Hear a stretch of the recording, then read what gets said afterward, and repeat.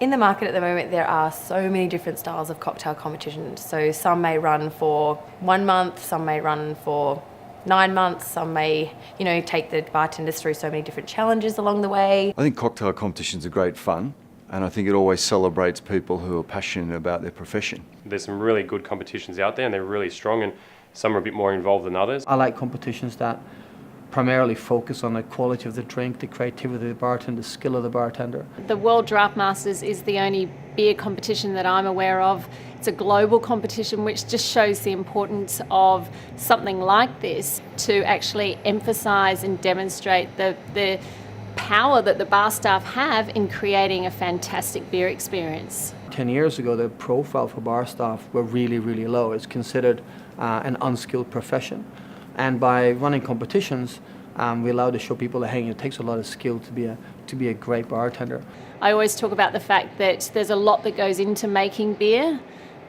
Before the beer gets anywhere near the venue, you've had a whole agricultural business, you've had brewers brewing the beer, it's delivered to the venue, and then it comes down to that one person and how they pour that beer, and they can make it or break it. Part of the idea for Legacy is it's not only a contest for a short period of time, it's really joining the Bacardi family and being part of the global network. When I was entering cocktail competitions, it was a great way to get your profile out there, challenge yourself. You're taking your bartending expertise to a whole new level, and then you're also meeting new people and watching their craft as well. Last year I was in London and Vienna, so I was doing cocktail workshops and master classes and tastings over there with the Angostura master distiller.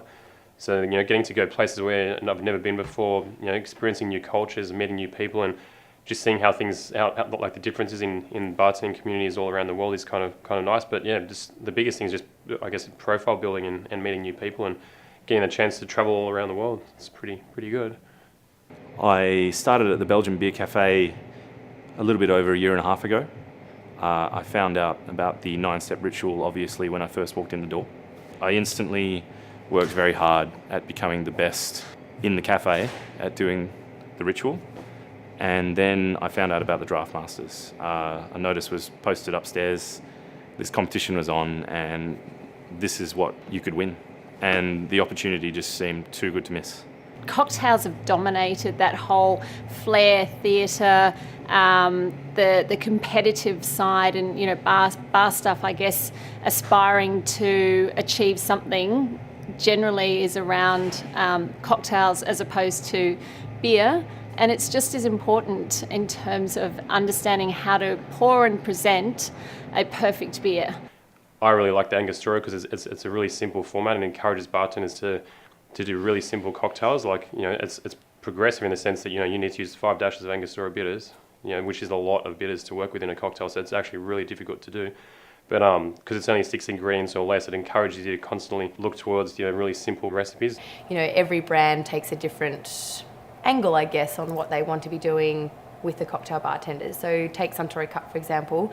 It's nationwide, the entry's open, and it's a pretty simple entry process that it was just to enter using minimum of 45 mils of the Suntory portfolio, but it had to be a drink that you could replicate anywhere in the world. So I know a lot of other cocktail competitions pretty much let your imagination run wild, and you can create tinctures using unicorn tears or whatever else they need to do. Whereas Suntory Cut, we just wanted to basically keep it right back to an even slate for everyone that was entering it. One of the parts of the Bacardi Legacy, it's how you promote your drink as well. And these guys are great. The videos they make, the books they produce, the photos they take, is stunning creativity. And that blows me away, as well as the challenge of making a great drink that could be a next legacy cocktail. The brands are so supportive of bartenders at the moment in the trade. It opens so many doors because they're getting marketing and publicity, in all the trade magazines and everything.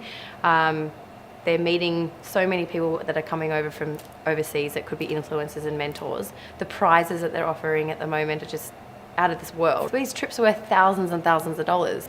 I've won a trip to London to compete in the national global final.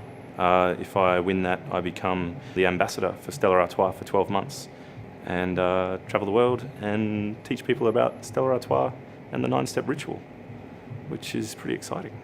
I think there's a huge change in the value of competitions today. I think the competitions today are still great from a bartender's perspective. I think we still need these competitions for the world to see what bartenders can do. Unfortunately, I think the profession still is considered a low-skill profession and held in low esteem. On the other hand, for the brands, I'm not so sure there's that much value in it anymore because bartenders compete in lots of competitions. Every brand's putting one on. Some of the competitions are really credible. Other competitions are not so credible.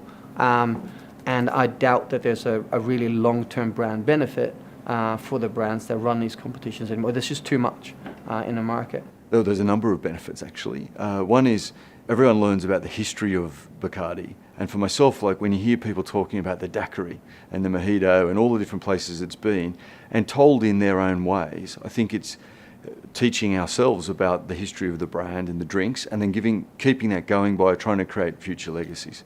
Thirdly, I think we get to work with bar people. We work with bars and we work with bar staff, bartenders who are creating these drinks. And they're their own brands these days. You hear the word star tenders, etc.